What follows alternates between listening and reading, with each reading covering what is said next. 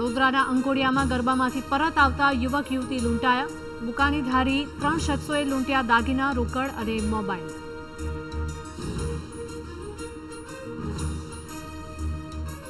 સુરતમાં ભાજપના ધારાસભ્ય પ્રવીણ ઘોઘારી વિવાદમાં. ગોડાદરાની જમીન કૌભાંડમાં ધારાસભ્ય સામે તપાસ માટે કોર્ટની લીલી ઝંડી.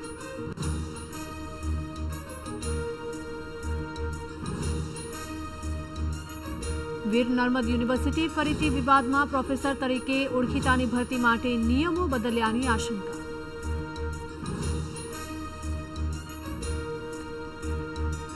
સુરતમાં વધુ એક ડાયમંડ કંપનીનું ફુલેકું. ડાયમટેક કંપનીનું 50 કરોડનું ફુલેકું ફેરવતા કંપનીના ડિરેક્ટર સહિત 3 લોકો સામે ફરિયાદ.